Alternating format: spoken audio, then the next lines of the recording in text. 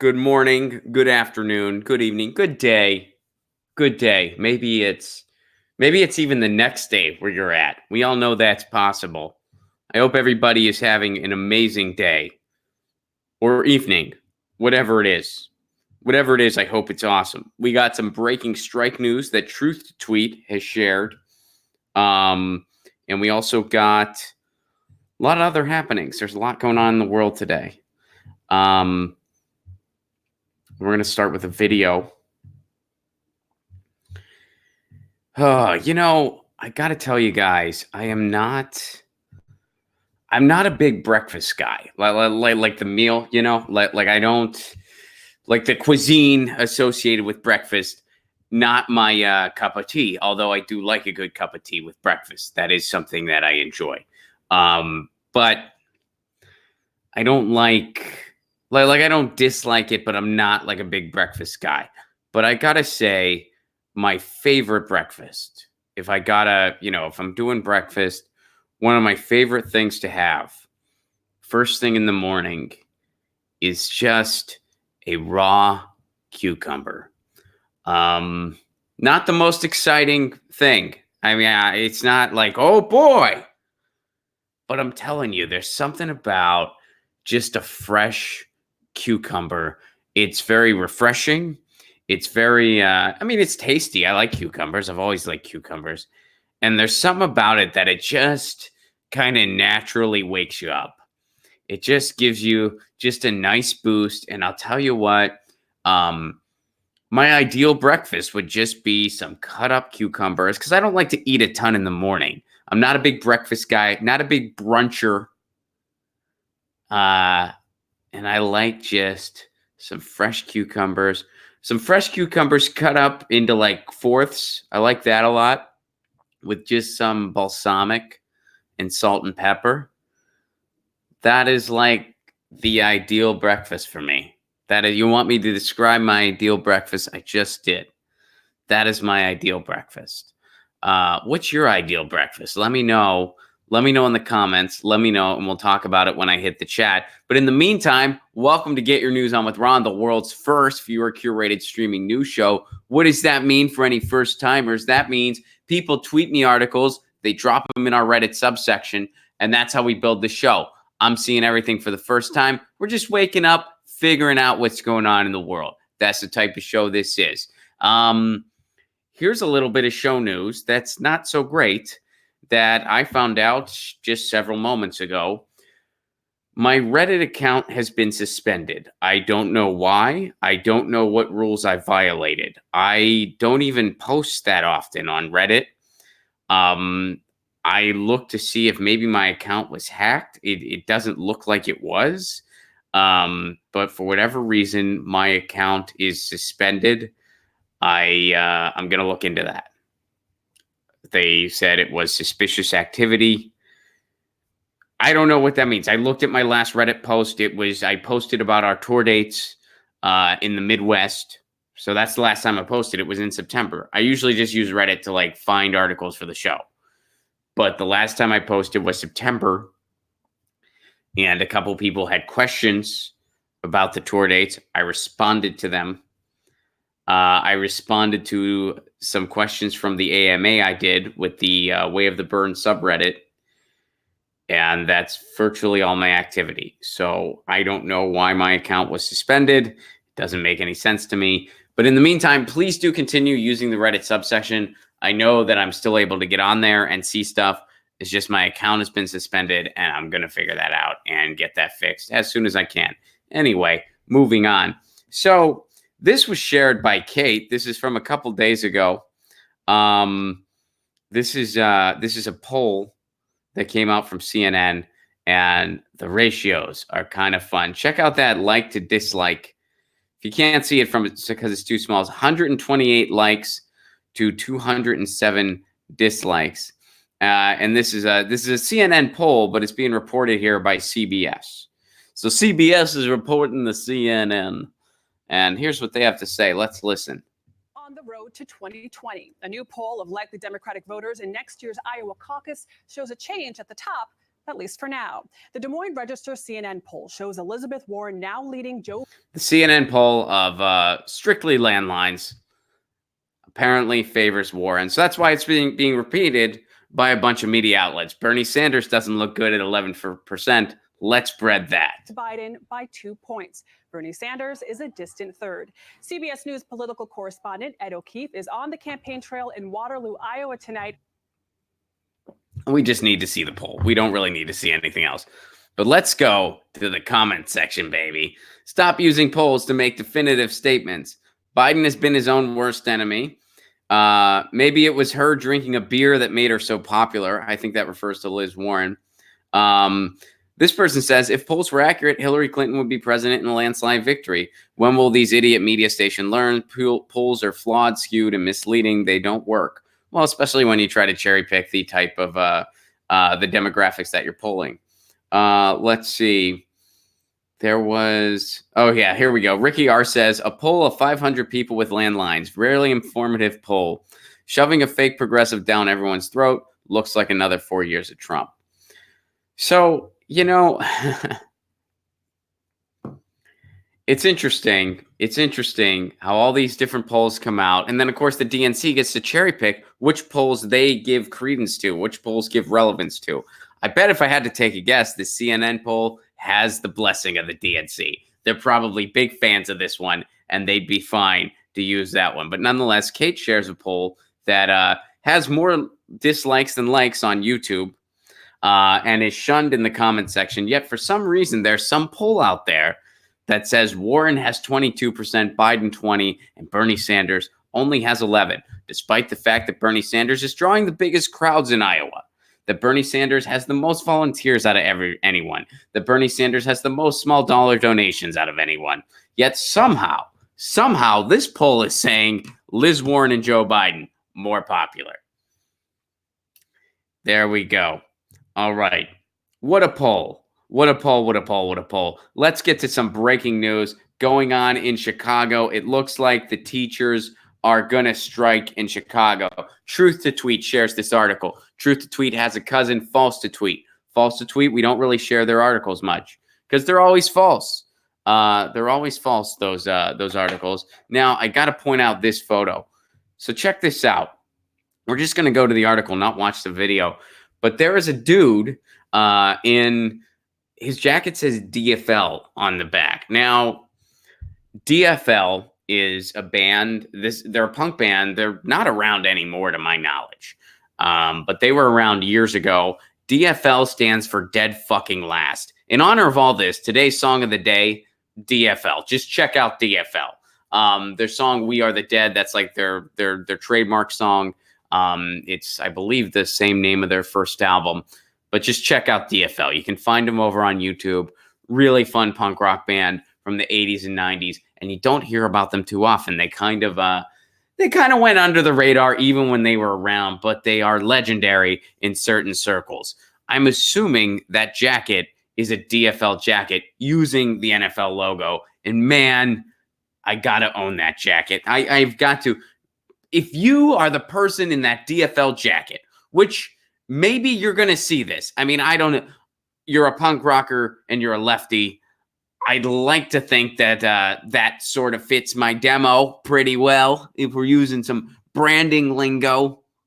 So maybe you're watching this. Maybe you've at least heard of this. Maybe you're familiar with Get Your News On With Ron or the Jimmy Dore Show. I don't know, wishful thinking. But if you are the person in the DFL jacket and somehow you see this, please email me and let me know where you got that jacket. I mean, there's no other way I could possibly find information on the internet other than issuing a public plea. Seriously, though, that is badass. All right, moving on to the story. What's going on in Chicago? Chicago, strike threats are growing. Park District employees announced that this is from a couple hours ago, by the way. This is breaking right now.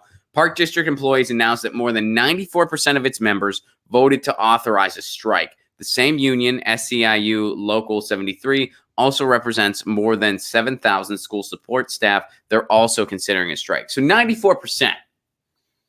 They're voting to authorize a strike. This is a 3-day voting process, by the way.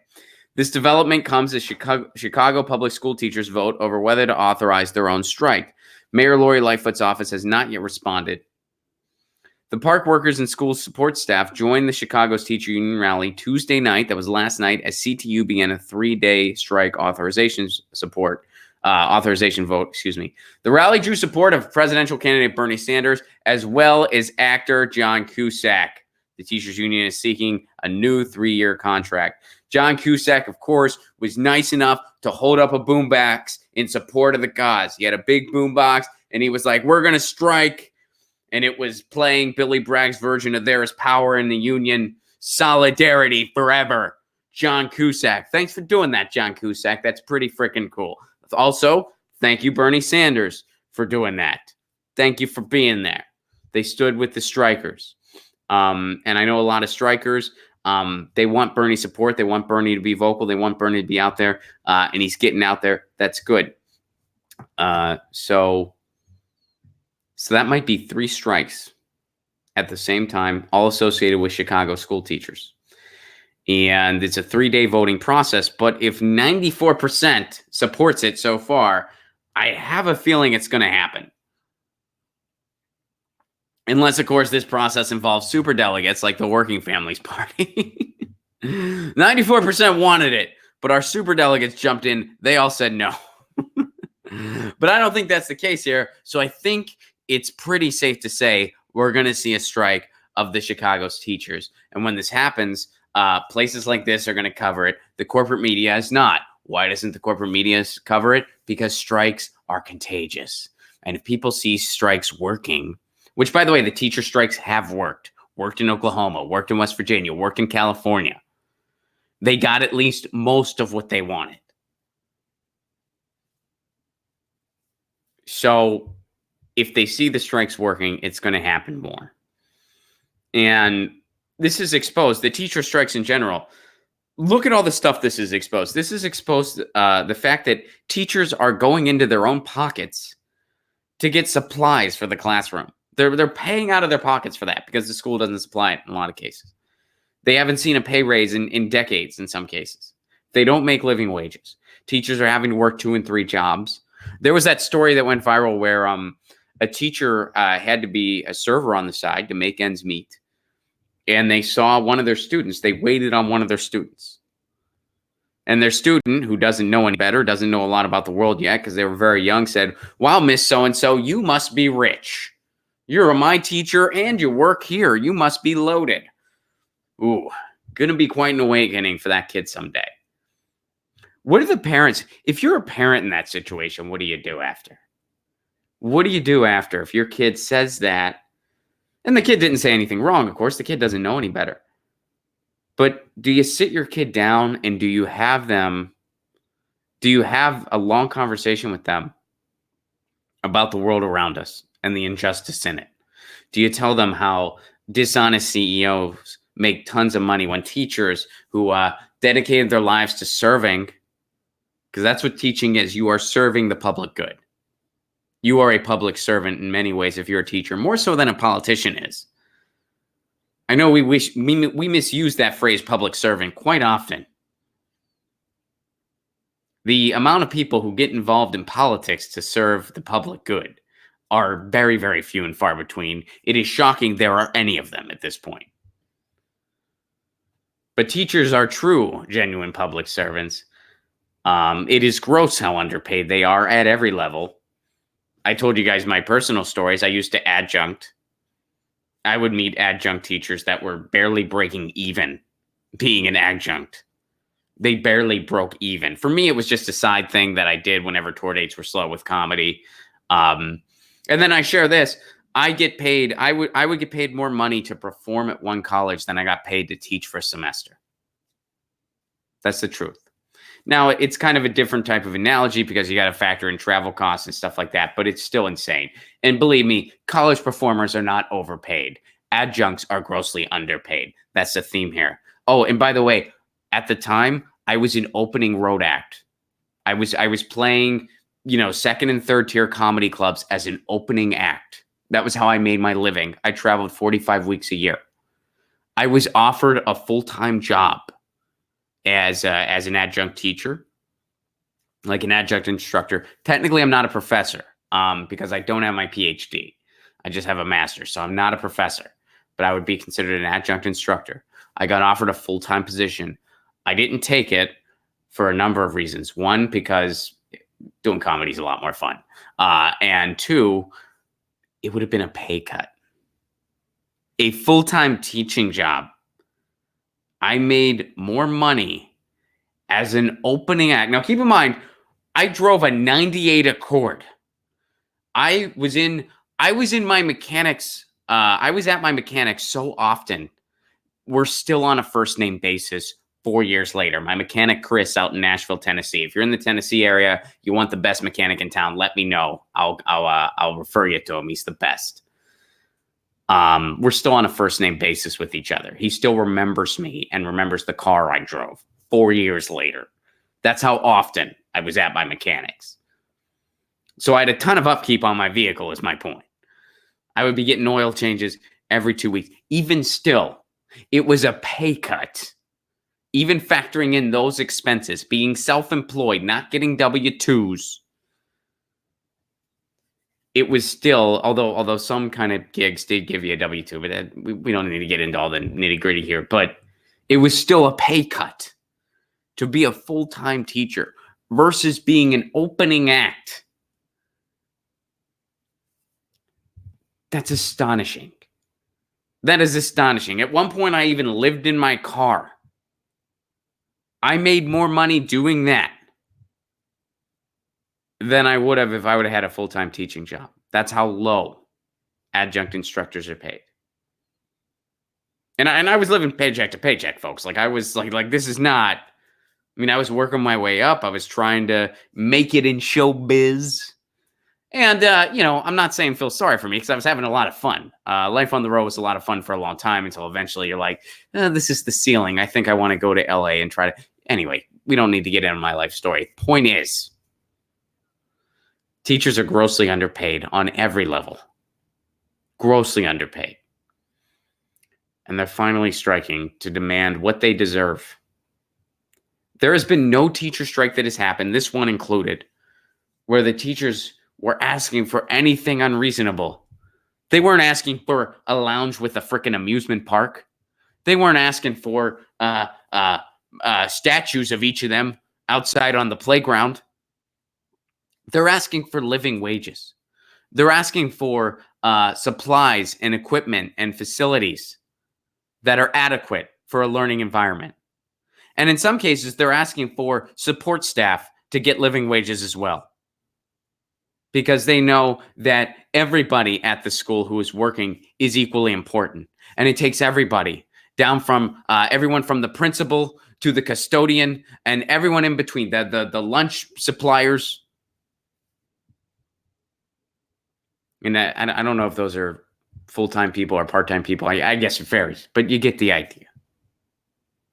They're calling for living wages for themselves and others. They're calling for adequate supply. They're not asking for it. These are things that they shouldn't have to ask for. These are things that they should just have. You know why?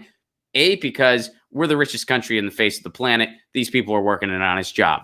They should be given proper facilities. They should be given living wages. Period. Full stop.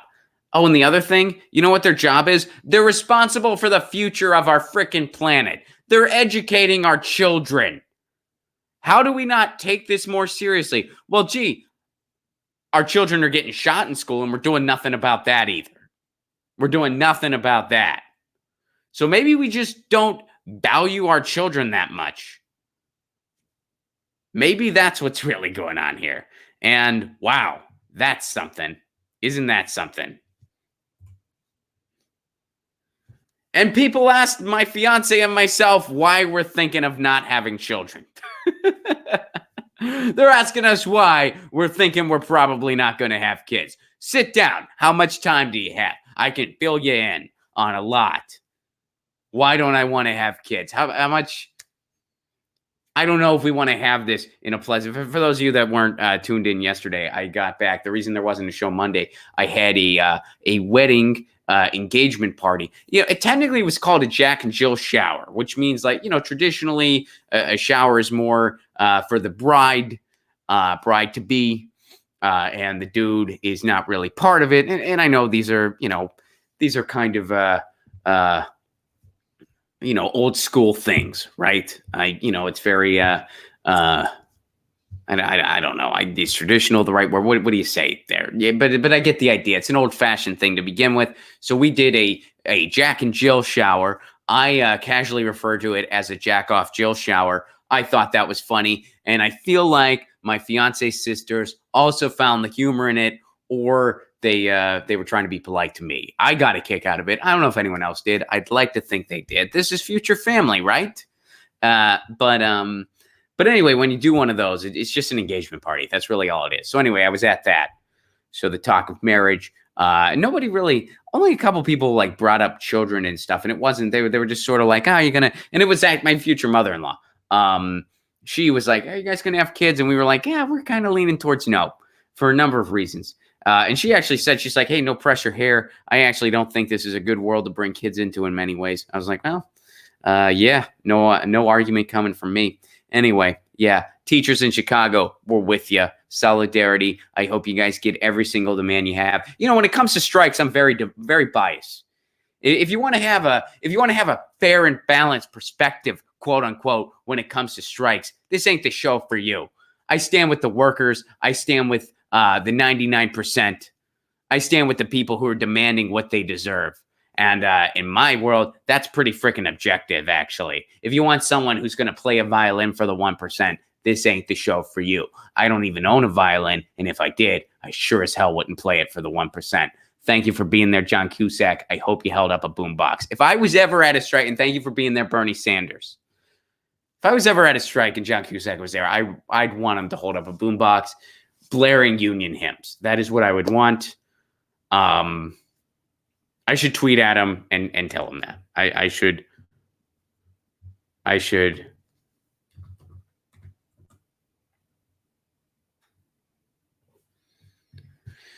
All right. Let's find him on Twitter. John Cusack.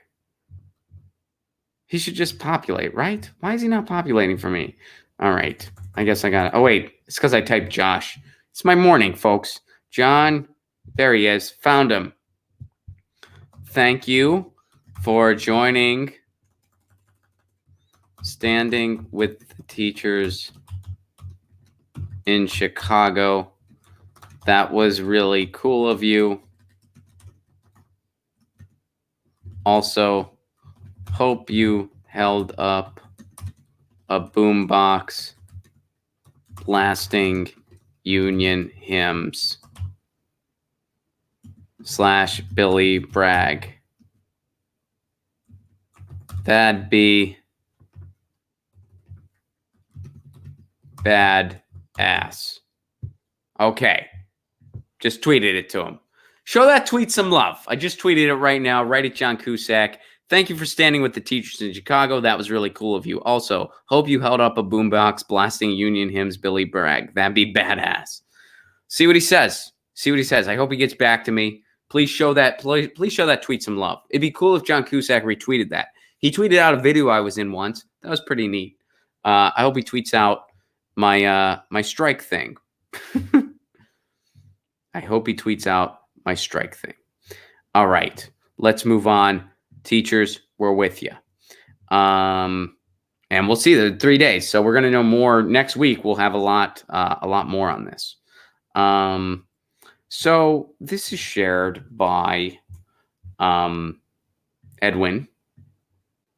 And guys, I'm sorry I don't have much from the Reddit today, but I kind of wanted to figure out what was going on with my account. That sort of caught me by surprise, kind of threw off my prep for the show, which I don't really do much prep for the show. I just kind of grab the articles and then, kind of just breeze through them real quick. So I'm not like totally raw. And then we just go through them together. So most of the article, I'm seeing it for the first time too. And, but yeah, when I saw that my Reddit account was suspended, I kind of was like, shit. So I don't have anything from the Reddit today. All the articles are ones folks tweeted to me. Somebody accused me of not looking at the Reddit. That's not true. I look at the Reddit every day. and I always factor it into the show every day.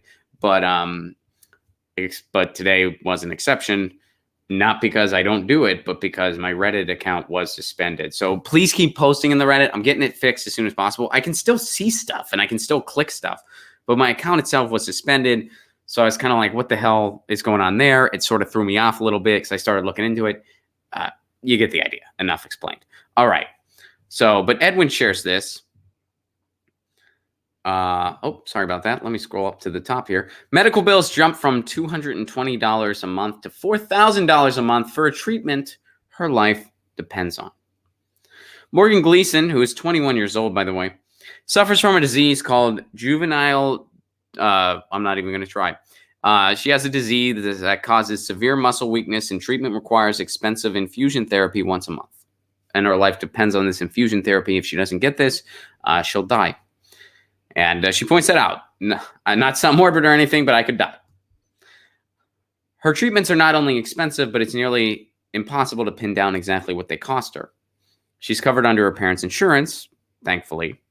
But that's charged 3 times a year. For each infusion, the hospital billed roughly the same much, $29,000. So even with insurance, this is still brutal. In June 2018, records show Cigna paid a negotiated rate of just over $3,300 for the procedure. Then in December 2018, Blue Cross Blue Shield paid a different negotiated rate, just over $3,800, and this February paid 5 times as much, nearly $21,000. The difference affected the cost of Gleason's parents too. Gleason said the price they paid went from about $220, that's what they were responsible for, which $220, that's still a lot, that still adds up, but they were probably managing that, and it spiked up to $4,000. How can something like this happen? Well, the hospital industry says it's a private market. Doctor and health services researcher Aaron Carroll said it's all about the price negotiations between the hospitals and the insurance companies. Deals, he said, are done in secret. $220 to $4,000. Imagine your car payment just went up $220. Oh, it's $4,000 now. But this isn't some car or some item. Hey, if any bill I had went from $220 to $4,000, I'd probably nix whatever that was. If my Netflix bill went up to $4,000 and it was, first of all, if it was $220, that'd be nuts all in itself. I don't value entertainment that much that if it was $220 a month just for Netflix, I'd keep it up. I'd be like, yeah, you know what? My library card's free. And they have a lot of audio-visual entertainment as well as books. I'm just going to invest in there. Now, I am somebody, because I'm in the showbiz. I do watch one pilot a week for my acting class. My instructor recommends that we watch a pilot a week, that it'll help us understand the marketplace better. And he's right. That's good advice. So I do watch a pilot a week at minimum. I'm not complaining about this assignment. It's not necessarily, sometimes I dig a series and then I start getting into it. Other times I'm like, this series isn't for me, but the pilot wasn't horrible. And as somebody who, wants to do more film and TV stuff and wants to, and also has written a few pilots on my own, it's good to watch them, see what people are. All right. Anyway, this is getting way too insider. I apologize. Anyway, you guys get the idea. I'm just so chatty today, guys, because I had my raw cucumber. And now I'm just like, I should, my adjunct days and my road days and showbiz.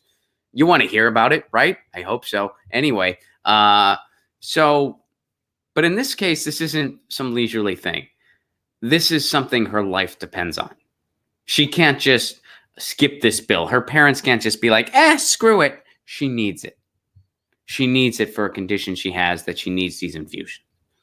And it went from $220 a month to $4,000 a month because of these backroom deals between hospitals and insurance companies. Which, by the way, hospitals don't want to be spending their time doing paperwork, but that's what they spend a lot of their time doing. That's why there's tons of doctors that are for Medicare for all, because they're like, look, this is ridiculous. This is ridiculous that I spend all this time jumping through these hoops, having these headaches because of these third-party insurance companies. I just want to do my job as a medical professional. Because believe it or not, a lot of doctors became doctors to help people. And yes, they get compensated well, and I'm sure that, that's part of it too. Let's be real here. People are human. If doctors weren't compensated well, nobody would do it. Like nobody would be a doctor if it was not compensated well, because that's a ton of pressure. Someone's life is in your hands. Not many people. I'm sure there's always exceptions. So there would be a few people that are that noble that they'd be like, yeah, I'm willing to do this, even though it doesn't pay. But anyway, my point is, it's not a bad thing that doctors are compensated very well, and they're compensated well all over the world, and that's a good thing. But a lot of them do just want to practice medicine. They don't want to be spending all this time. This is once again, another compelling argument for Medicare for all, for a universal system, for cutting out the insurance middlemen. And by the way, anybody who's telling you the insurance companies can have a seat at the table, like Liz Warren, like Kamala Harris, like Pete Buttigieg, like basically everyone except for Bernie Sanders, Medicare for all bans duplicative insurance. That's what it does.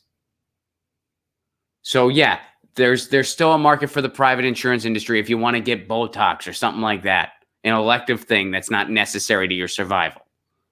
And that's fine. That's whatever. I can live with that. Other countries, they have private insurance available for different things. There's different functions. There's certain upgrades you can get in England. Whatever. If we end up having stuff like that, I'll live with that. But a universal Medicare for all system, so something like this cannot happen. So the private industry as it exists now is out of the table. They're gone. They're bye-bye. Because they can't exist. It's like when you have pests in your house and you have termites eating away at the wood, and you have one pest control company that says, we're going to get rid of these termites. Another pest control company says, we're going to let some of the termites stick around. Your house will be fine. So no. The insurance industry, as we know it, cannot continue to exist if we want to have a decent health system in this country. We need a universal Medicare for all single-payer system. Full stop. That's it. That's it. Well, what if we give people that? No. What if we keep some employer? But no, because you need everyone in the poll for it to work. And because of the private insurance industry, shit like this happens. And shit like this should not be legal. It should be illegal. It should be against the law. But it's not. You know why? Capitalism. So anyway, once again, why we need Medicare for all. And I hope that girl and her family get a good solution to this. And unfortunately, the solution is probably going to be GoFundMe or something like that. And it's horrible. It is horrible. So I guess I wanted to bring this up because it's kind of it's going on everywhere and everyone's talking about it. And, you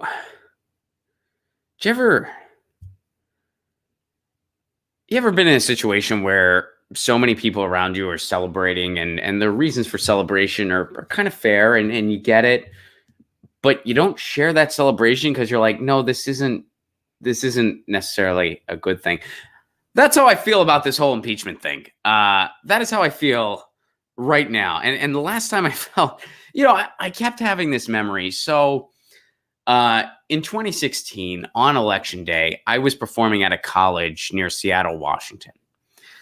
So that night, I wanted to go somewhere to watch the debate. I had a friend in town too, and we were looking to go somewhere. My friend had voted for Hillary, and another friend of mine, also, actually, I don't know who he voted for, but I'm assuming he probably voted Hillary. And there was an event going on. There were two big events in town. One was a Trump event. One was a Hillary event. I didn't feel at home in either one, but my friend was going to go to the Hillary event. My other friend also voted for Hillary. So I said, okay, I'm just going to go to this event. I'll watch the results there. And, obviously I'd rather be there than at a Trump event. So I'm just going to watch the results, and I'm not looking to argue. I'm not looking to have any discussions. I just want to see what's going to happen here, because I was not thrilled that night for a number of reasons. I knew that no matter who won, I was not going to be happy. And there were going to be a lot of hurdles that existed for different reasons, no matter who won. And so I was just sitting there, and they called the West Coast early. When they call the West Coast early in an election, and keep this in mind in 2020 and going forward, and by they, I mean, kind of the corporate media where we were watching the results in time on a big screen. When they call the West Coast early, that means pretty much it's more or less guaranteed the Republican's going to win. Because when they call the West Coast early, the West Coast is going to be blue. Okay, Washington, Oregon, California, it's going to be blue. Everyone knows that. And there's a fair amount of points in those 3 states, especially in California. So when you call it early, you're trying to maintain the horse race thing so people don't tune out. If you just called it in real time and it was clear the Republican was going to win, people would just stop watching. You're the corporate media. You want people to watch as long as possible, especially because this is the equivalent of your Super Bowl moment. This is the election, the presidential election. So when they call the West Coast early, that means the Republican's going to win. They called the West Coast early, and I actually said out loud, Trump won. And when I said Trump won, it was to a chorus of cheers from a room full of Hillary Clinton fans.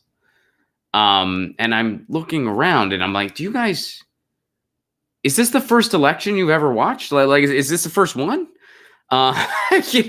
Everyone's cheering. I mean, it was kind of a weird poetic moment because everyone was cheering after I verbally said out loud, Trump is going to be president. A room full of people who didn't want to see Trump be president, which that was something I had in common with everyone there. I didn't want to see Trump be president either. I was sort of just rock meets hard place, dude. By the way, to add insult to injury, the one friend who I was meeting there, he didn't show up. He had a thing with his kid. So I was just there to see my friend. He didn't even show. I was like, I should have just went to a bar or something. But anyway, it's no big deal. I did have a funny moment because they had a tip jar with a picture of Hillary's face. So it was Hillary's face with a bunch of dollar bills underneath it. And I'm like, they didn't think that one through. Anyway, so that's kind of how I feel right now with all this impeachment stuff where, I share the fact that Trump is terrible. He is. He's the GOP, by the way. The worst thing you can do, Trump is the GOP. Policy after policy, he is the GOP. He just talks meaner. So I share the sentiment that Trump is awful. It nauseates me that Trump is president. I threw up that night, by the way, in the hotel room, just reflecting on everything, realizing what was going to be happening, realizing that Donald Trump was president of the United States, or what was going to be in January. I went to the bathroom and I vomited that night. And then got called a Trump sympathizer for the next 3 years and counting. But I threw up that night. I literally vomited, and it wasn't something I ate. And but with all this impeachment stuff, I feel that way again, where I'm just like, this is not going to make anything better.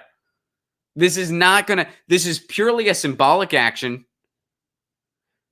So first of all, for there to be any consequences, for there to actually be any consequences, people forget that Bill Clinton was technically impeached by the Congress. People don't even remember that.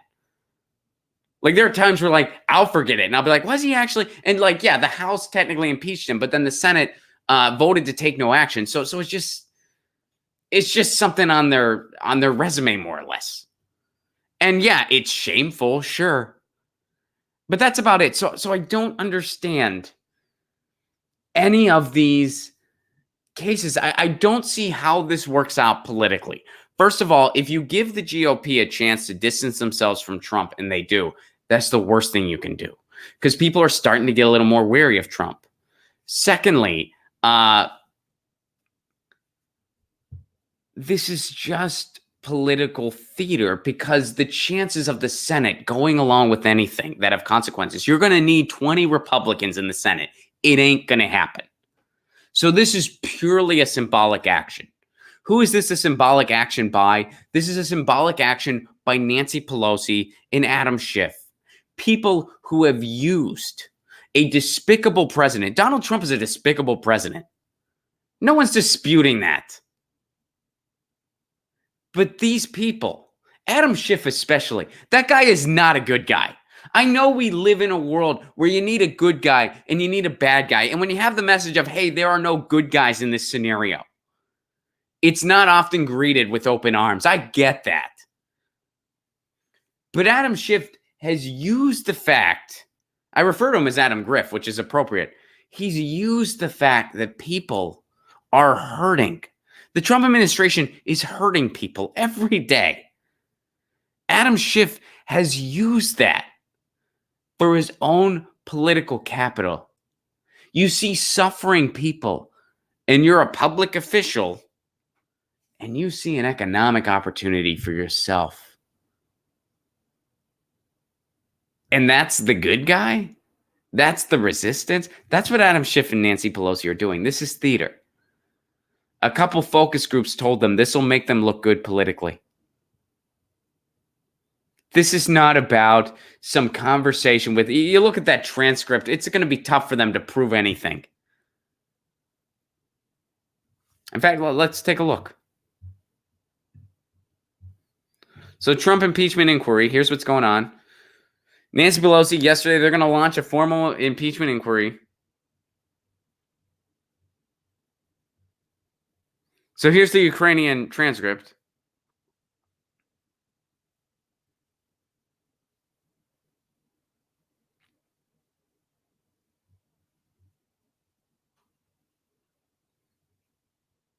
Here, hold on. They have Biden here. I would like you to do us a favor. So here's the thing people are getting excited about. I'll read it to you. I would like you to do us a favor, though, because our country has been through a lot and Ukraine knows a lot about it. I would like you to find out what happened with this whole situation in Ukraine. They say CrowdStrike. I guess you have one of your wealthy people, the server. They say Ukraine has it. There are a lot of things that went on, the whole situation. I think you're surrounding yourself with some of the same people. I would like to have the Attorney General call you or your people. I would like you to get to the bottom of it. As you saw yesterday, that whole nonsense ended, blah, blah, blah, goes on about Russiagate. And then he brings up Biden here.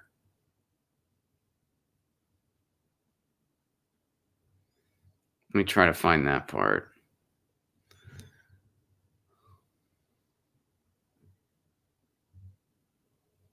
And then when the Ukraine president was asked about this, I'm having a hard time finding the Biden part, but it was basically more of the same. I mean, you have to actually have a verbal quid pro quo in most cases. And, you know, they're going to be able to spin this, they being the Trump people, they're going to be able to spin this to say, well, it's up to the president does have an obligation to uncover corruption. They'll be able to spin it that way. That's what Rudy Giuliani's already trying to do. So it's like, unless you had a, well, if this, then this, or if you don't do this, then this, which that's not really in this transcript, it's going to be hard for them to really prove anything. It's going to be hard for them to really have some smoking gun. So this is political theater. This is political theater because they think it's going to make them look good, and I don't see it making them look good. And, you know, one thing I saw from people on Twitter is they're like, well, this will rile up Trump's base. I think that is true for part of Trump's base. But I also think a lot of people who went with Trump not because they thought he was a great candidate or even a good guy. They went with Trump because they were tired of the status quo in Washington. And they took their chance on him. The way to get those voters to vote for somebody else, first of all, you know who a lot of them support? Bernie Sanders, Tulsi Gabbard. Those are the people who are able to connect with unlikely voters, Bernie Sanders and Tulsi Gabbard. The way to get them is not by doing more Washington political theater as usual. That's not the way to get them. Because again, you're not going to have, the Senate has to rule on any consequences for a sitting president. The House can just say, well, technically you're impeached, but then the Senate can just say, yeah, but we're not going to push forward with any charges. We're not going to bar. And they can have a separate vote saying, well, this person can't run for office again. But again, once again, you need the Senate. They need at least 20 Republicans. It's not going to happen. So this is all just political theater. Lucy, hi. You've been missed. And then the idea of President Pence. Oh my God. Like, can you even... Like, Trump's incompetent, Pence is not. They're as equally despicable policy-wise. Trump's incompetent, Pence isn't. And then if you allow yourself... I mean, Trump continues to shoot himself in the foot. The only reason he's as popular as he is because of how ridiculous the resistance has been. Because people just see that nonsense and they're like, this is ridiculous. If you actually call Trump out on all the promises he didn't keep, the fact that he promised to be a non-interventionist, he's not delivering on it at all. He's ramping up tensions around the world. He's been dropping drones. He just bombed pine nut farmers in Afghanistan. He just did that recently. He said he was going to help out workers. He didn't. He did nothing for them other than saying a couple nice things. Same thing Obama did. Talking nice, doing nothing action-wise. He said he was going to give everyone health care. His health care plan took health care away from millions more people. He doesn't even believe in climate change. Doesn't believe in it. If Democrats called him out for all these things and actually had a real opposition, Bernie Sanders could be our next president. But instead they're focusing on this, where it's not going to go anywhere in the Senate. It's just... And people are celebrating because Trump is awful. Trump is awful. And people are like, well, they're going to impeach him. And whenever people make the argument, well, it's saying that nobody's above the law. Whenever you make the moral argument for impeachment, I tune out. I'm sorry. I just tune out. Whenever you say, well, it's making a statement that nobody is above the law. No president is above the law. First of all, every president in my lifetime has been above the law. So I'm sorry. I just don't buy that with your little theatrical act for impeachment. Second of all, you know what? You know my experience with impeachment in my lifetime. You know what it is? You can be cornered about an affair and not tell the truth about it. You can be impeached for that. I'm not saying Bill Clinton wasn't absolutely disgusting. He was and still is. But I saw that happen. And then there was a bona fide war criminal, an out and open lying war criminal who took us into an illegal war based on lies and deception in cooperation with the corporate media. And I saw a congressperson from Ohio named Dennis Kucinich bring about all the reasons why this president should be blatantly impeached. And it was met with silence from his colleagues. Nancy Pelosi was against it. So that's what I've seen when it comes to impeachment. So I'm sorry, if you're going to tell me that impeachment is a moral issue, there's no evidence supporting that. None whatsoever. That entertains some fantasy that there is some respectability in our system, and I would argue there is none. So whenever you say, well, it's making a statement, that it's symbolic, it's making a statement. No, it's not. It's a political action. That's all it is. I do not buy the moral case for impeachment when you see how it's unfolded in my lifetime and in the past. So, and strictly from a political standpoint, I don't see how this will benefit anybody. I mean, except Trump. I mean, it kind of puts things in chaos or what have you, but it's not going to win over unlikely voters. It's not, and that's what you need. It's not going to, the people who are opposed to Trump, they're already not voting for him, obviously. So you don't need to, you don't need to win them over. And the portion of his base who is just hardcore with him, it's just going to, it's just going to rile them up even further.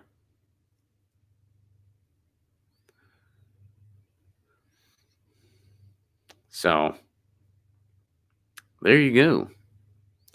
And sometimes I feel like I'm the dude spoiling the party. Like I see people, and I know I'm preaching to the choir right now. Like I know you guys get it, but there's so many people that it's like their heart's in the right place. They realize Trump's terrible, and I agree that Trump's terrible, and they really feel like someone's gonna do something. And it's like it's so hard when you're coming from the perspective of there's no good guys in this. Nancy Pelosi and Adam Schiff, they're grifters. They're not good guys. I mean, in some ways, they're just as despicable as Trump in many ways because they're seeing an investment opportunity, a profit motive, especially Adam Schiff. That guy is as corrupt as they get. People are hurting. Children are in cages. We're not doing anything about a climate catastrophe. And you see an opportunity to enhance your political career. Oh, boy. Oh, boy. Man, sometimes you feel like you're just alone screaming into a well. And you're just like, am I the only one? So friends and colleagues of mine, very intelligent people are just cheerleading this. And I'm like, you don't see how this would probably hurt politically. Like this is for sure going to hurt politically. I don't see one scenario where this works out well, other than for a couple individuals looking to benefit themselves. This does not help people who are opposed to Trump. And I say this as a person who is opposed to Trump. Anyway, all right. Guys, thank you so much for being part of this. I do appreciate it very much. Tour dates, I got them. Australia, we're coming in November. Get your tickets. Don't wait. They're going fast. Melbourne, Perth, Sydney, Adelaide, November. We're coming. RonPlacone.com for those tickets. Also, we're going to be doing some Southern California stuff. December 13th, Ventura Harbor Comedy Club. December 14th, we're going to be right at home in LA at the Sycamore Tavern, the Dojo Comedy Room upstairs there. That's Graham Elwood and myself. We're going to be working on our longer sets for the 2020 tour dates, which we're going to be touring a lot in 2020. Some of those tickets are already available. Tucson, Arizona, Orlando, Florida. Where else is available? Seattle, Washington, Portland, Oregon. Tickets are available for those shows now. Grab them. RonPlacone.com. If you want to support this show on the sustainability end, please do consider becoming a patron. Patreon.com/RonPlacone. For a give what you can level, you get all kinds of exclusive content, including my album. And you get a once-a-week patrons-only stream. This week it's happening on Friday. Join us on the patrons-only stream where I take comments from the patrons right on Patreon. Patreon.com/RonPlacone. Give what you can level for all that. And you get dialogues between Lucy and myself. And you help me expand this show. Do more interviews. Do more segments.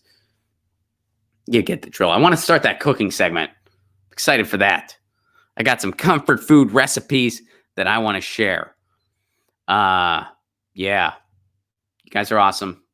I will see y'all tomorrow. Same time, same channel. You know the drill. And until then, Lucy says meow. I say peace. Peace.